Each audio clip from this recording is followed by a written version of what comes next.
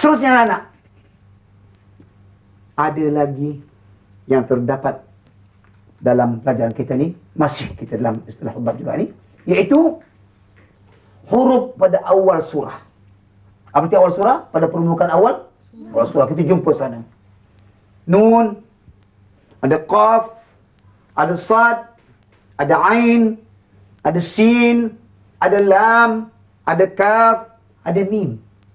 Kesemua huruf-huruf ni kita dapat di awal surah, maka dia juga wajib dibaca dengan 6 harakat. Mesti baca 6 harakat. Baik, cuba lihat anak sekarang. Apa juga kata tadi? Yang pertama, jawab ya, nun. Qaf. Ini semua yang awal surah ni kita jumpa, kita mesti baca. Catat semua. Apa ni? Sad. Ini apa? Ain. Sin. Lam. Kaf. Yang akhir sekali mim. Berapa? 1, 2, 3, 4, 5, 6, 7, 8 huruf ni. Kalau jumpa awal surah, baca dengan 6 harakat. Kenapa? Nanti kita akan pelajari. Sekarang hukum tak tahu, tapi mesti baca dengan 6 harakat. Cuba ikut. Nun. Cuba. Nun. 6 harakat. Qaf. Qaf. Sad. Sad. Ain. Ain. Sin. Sin. Lam. Lam. Kaf. Kaf. Mim. Mim. Berapa huruf? 8 huruf. Bukan di tengah surah. Di awal surah kita akan jumpa sana mim, jumpa nun, jumpa qaf, maka mestilah kita baca dengan huruf yang 8 ni dengan 6. Ingat. Seterusnya anak, kita pula akan jumpa dalam surah Usmani ni ada sin. Sin. Dalam kalimah. Sin. Apa artinya ni sin ni? Dia maksud dengan sin namanya saktah. Cuba kita semua. Saktah. Lagi sekali. Saktah. Tengok misalnya sekarang. Kita tengok kepada grafik dan cikgu pun tulis juga. Lihat sekarang. Cikgu tuliskan ya. Boleh baca tak sekarang? Kalau cikgu tanya ni mesti ada tak?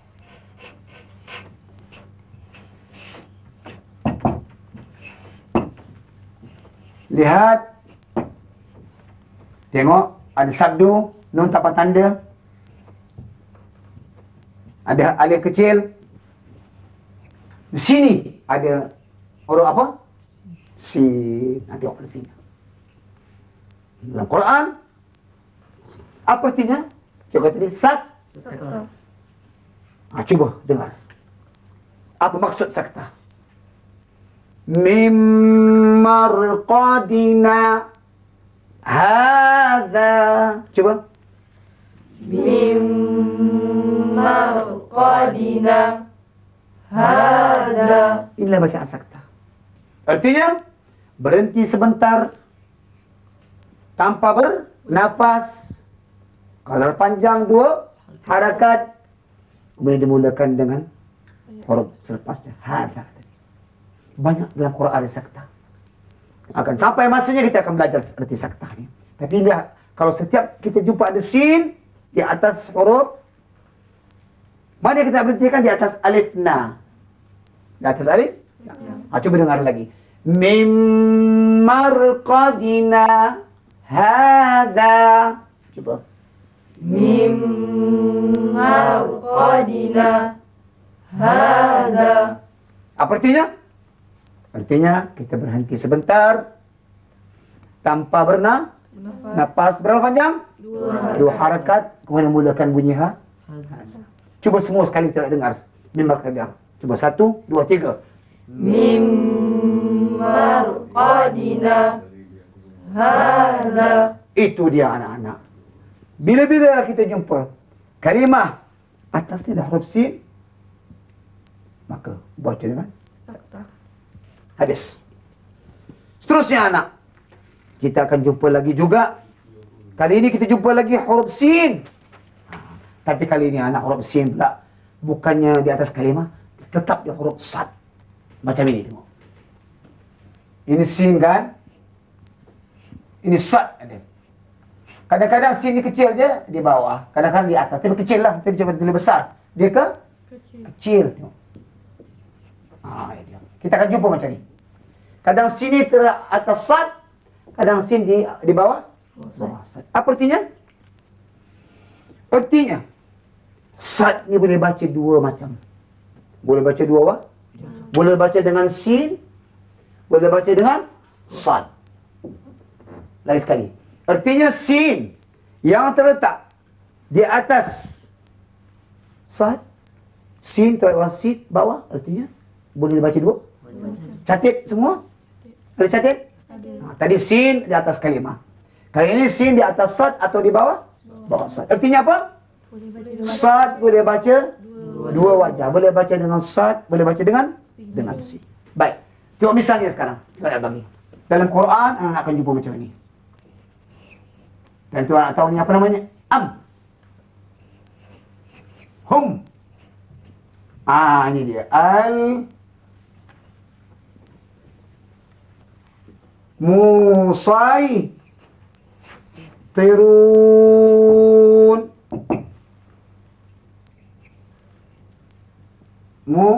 Baris depan tadi ya. Saytirun.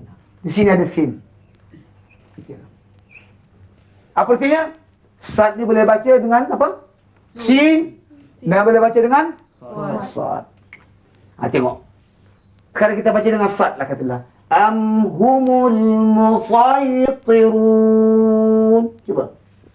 Humul musaytirun. Tulis catat semua. Cikgu akan tanya. Lagi sekali. Humul musaytirun. Humul musaytirun. Ini mati lamnya ya. Bukan yang depan, dia kata yang depan ni. Ini kepala apa? Kepala sad tadi. Kepala jim kan? Kepala kha kita kata. Lagi sekali. Humul musaytirun. Humul musaytirun. Artinya sad ni boleh baca dengan dua sebab sin. Tapi kalau sin terletak di bawah sad, artinya sad lebih utama daripada huruf sin. Kalau sin terletak atas huruf sad, artinya sin lebih lagi lebih utama. Jadi sekarang mana utama? Sad ke baca sin ke bagus? Sad. Sebab sin di bawah di bawah sad. Baik, kita baca dengan sin pula. Humul musaytirun. Ya, cuba. Humul musaytirun. Sin pula. Musay, tadi musay.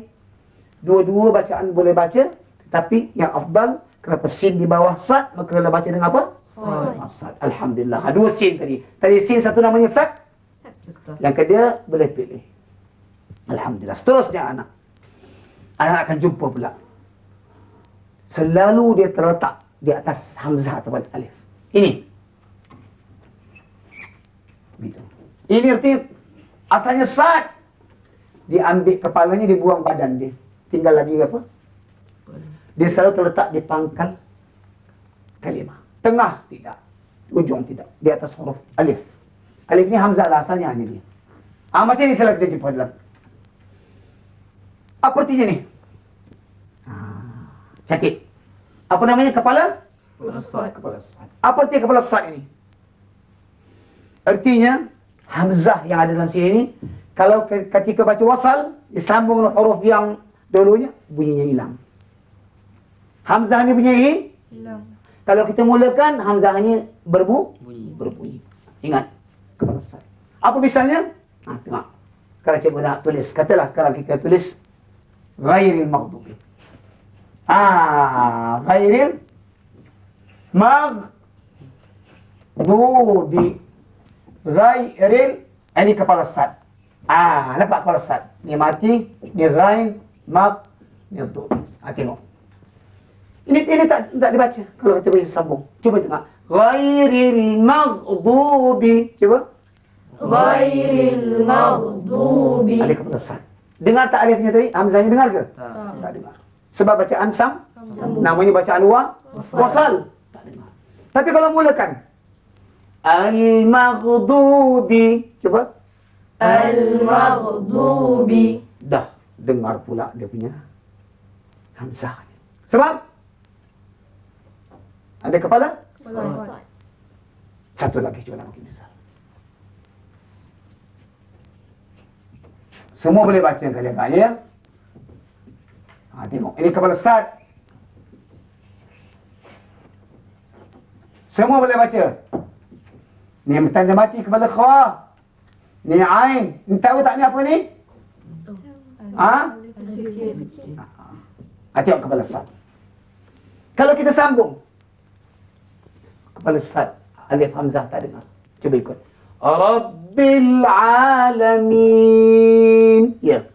Rabbil alamin. Catat. Semua catat. Cikgu nak tanya nanti. Rabbil alamin. Rabbil alamin. Kita nak mulakan dia. Apa macam nak baca sekarang? Macam tadi ni. Al-alamin. Cuba. Al-alamin. Jadi artinya kalau bacaan wasal, hamzah wasalnya hi. Kalau mulakan, bunyi bacaannya timbul balik, dengar balik lagi. Itulah guna faedah kepala sad. Alhamdulillah. Jadi berapa perkara anak saya dapat ni hari? Ya? Berapa perkara tu dapat sudah? Terusnya satu lagi kita nak beri. Ada pula kalau alif ni ada hamzah pula ni. Ini namanya apa? Hamzah. Kalau kepala sad ni dia pangkal kalimah aja. Tapi hamzah ni kadang-kadang dia di pangkal, kadang-kadang di tengah, kadang-kadang di ujung. Kalau letak di atas awal alif hamzah, dia mesti dibaca. Macam ni. Dia mesti dibaca. Kadang-kadang di atas, kadang-kadang di bawah. Artinya hamzah ni kalau asal pun baca, kalau mula pun baca. Tengok sekarang. Misalnya. Ini tengok. Sad, ha, fa. Alif. Suhufi. Ini hamzah dia. Ini ba, ini ra. Suhufi Ibrahim. Tengok. Kalau kita baca, terus. Suhufi Ibrahim. Cuba. Suhufi Ibrahim. Dengar tak hamzahnya? Dengar. Kalau kita teruskan juga, dengar. Kalau kita mulakan Ibrahim. Cuba. Ibrahim. Lagi satu misal akhirnya. Radadnahu katalah. Ini dia. Radadnahu. Radadnahu. Cikgu nak tengok ini asfala. Ya? Al-asfala. Radadnahu asfala. Ini hamzahnya. Kalau kita baca sambung, tengok. Radadnahu asfala. Cuba. Radadnahu asfala. Ada bunyi hamzah. Kalau sendiri pun, kita mulakan asfala. Asfala. Alhamdulillah. Jadi anak sudah dapat tanda hamzah, tanda kepala sad, tanda sin dalam pelajaran kita. Cikgu akan bertanya apa yang telah kita pelajari pada pelajaran datang. Hingga bertemu. Wassalamualaikum warahmatullahi wabarakatuh. Pada pelajaran lalu, alhamdulillah, anak telah pun mencatat tanda-tanda istilah bab dalam Quran Rasam Asmani, 4 tanda. Coba ingat kembali ya, kita dah catat 4 tanda. Iaitu huruf sin yang terletak di sesuatu kalimah. Begitu juga huruf sin yang terletak di huruf sad khasnya, kadang-kadang di atas, kadang-kadang di bawah. Kemudian ada pula lagi kepala sad yang dibuang badannya. Itu yang ketiga. Yang akhirnya ada huruf hamzah pula yang selalu terletak di atas alif di pangkal kalimah. Tanda-tanda yang 4 ni, cikgu percaya kalau anak-anak semua mengamalkannya, anak semua mempertikalkan apa yang kita faham ini, insya-Allah kita akan dapat membaca Quran nanti dengan tepat dan betul sebagaimana yang dikehendaki dalam hukum tajwid. Untuk menduga apa yang telah kita catat. Apa yang telah anak-anak faham. Cuba sekarang para penonton sama-sama ikuti soalan-soalan yang telah cikgu sediakan untuk ditanya kepada anak-anak semua untuk mendalami lagi apa yang telah mereka faham. Dengar soalan yang pertama. Apakah yang dimaksudkan dengan sin kecil yang terletak di atas satu kalimah? Ini soalan yang pertama. Apakah yang dimaksudkan dengan tanda sin kecil yang diletak di atas satu kalimah? Soalan ini cikgu kemukakan kepada Suhana. Cuba jawab Suhana. Dengar anak semua. Tanda yang terdapat dalam kalimah ini hendaklah dibaca dengan hukum saktah, cikgu. Tanda sin ini hendaklah dibaca dengan hukum Hukum saktah. saktah. Apa arti saktah ni? Saktah ialah bacaan diberhentikan sebentar tanpa bernafas. Ya. Kemudian barulah diteruskan ayat seterusnya. Berapa harakat? Dengan kadar 2 harakat. 2 harakat. Ada tak misal yang telah cikgu beri dulu? Ada, cikgu. Cuba bagaimana bunyinya? Misalnya ialah mimar qadina. Ya. Hadza. Macam mana buat? Cuba macam mana berhenti tu macam mana? Dekat mana nak berhenti? Dekat ayat mimar qadina. Dekat kalimah bukan ayat. Kalimah Kalimah mimbar qadina alif. alif. Atas alif na. Cuba lagi cuba. Mimar qadina. Hadza. Dengar anak-anak. Berhenti sana sekejap. Dalam surah Yasin selalu para penonton baca kan? Sini kita kena berhenti. Tak boleh baca mimar qadina hadza, kena berhenti. Mimar qadina hadza. Inilah bacaan yang tepat yang dikehendaki dalam bacaan kita ni. Baik, cuba semua cikgu nak dengar macam mana. Cuba cikgu baca tu. Mimar qadina hadza. Cuba. Mimar qadina. Hadza. Itu dia faedah sin yang terletak di atas sesuatu kalimah. Ini akan diterangkan bila kita sampai kepada hukum-hukum saktah dalam pelajaran kita. Ini cikgu nak tunjukkan faedah huruf sin yang terletak. Banyak nanti kita jumpa dalam kalimah-kalimah yang berkenaan. Alhamdulillah. Jangan lupa apabila anak-anak baca Yasin, berhentilah sebentar tanpa bernafas dengan panjang 2 harakat. Soalan yang telah dijawab dengan tepat oleh Suhana tadi, ya. Baik. Seterusnya, soalan yang kedua. Cuba dengar anak-anak semua. Apa erti sin kecil juga? Tapi kali ini dia taruh di atas sad ataupun di bawah huruf sad.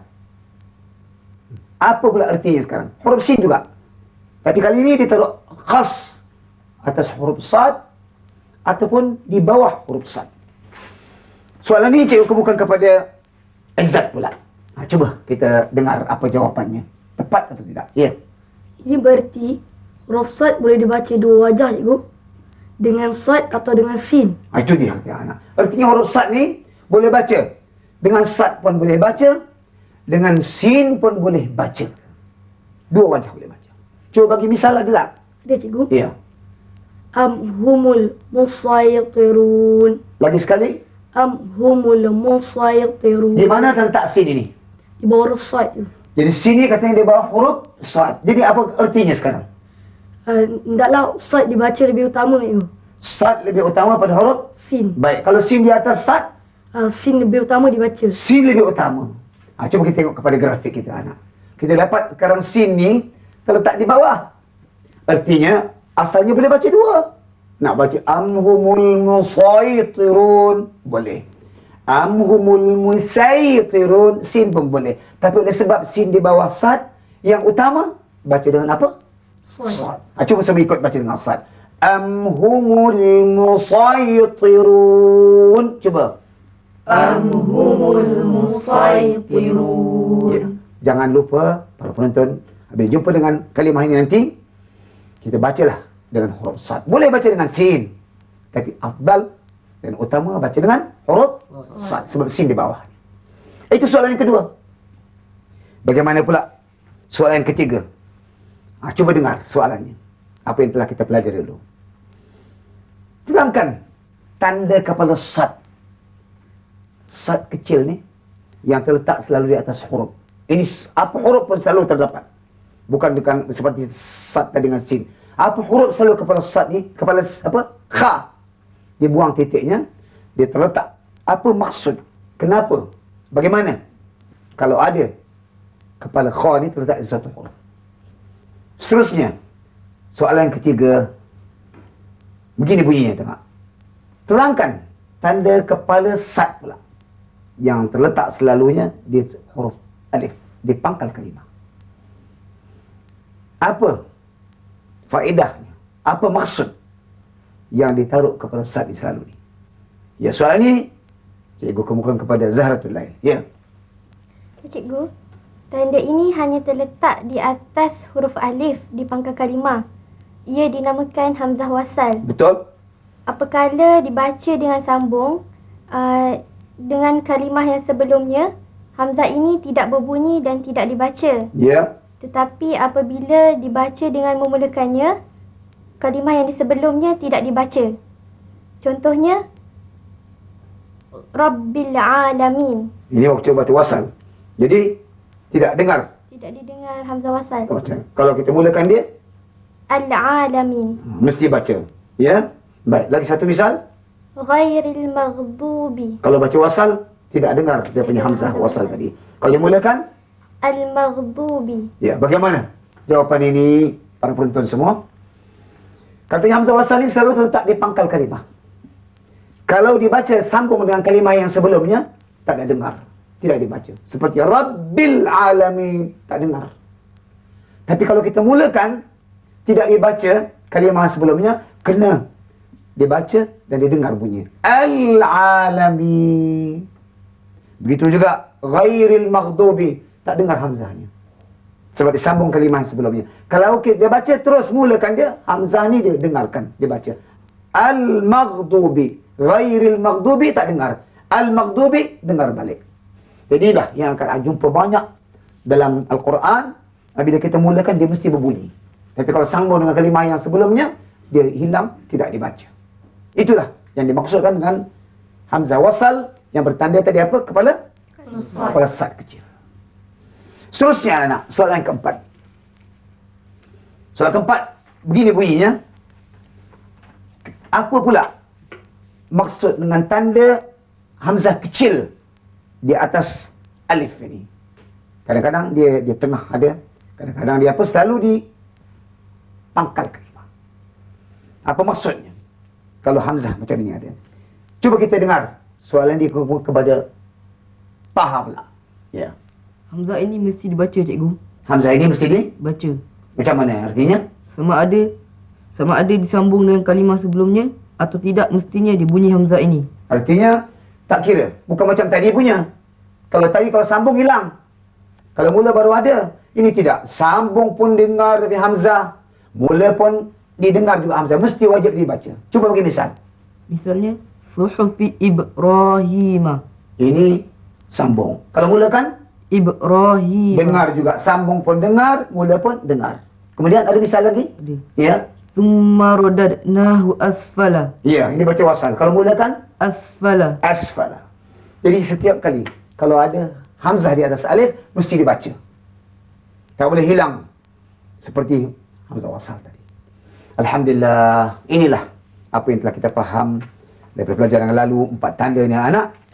Maka insya-Allah kalau anak-anak semua mengamalkan, insya-Allah kita dapat membaca dengan baik.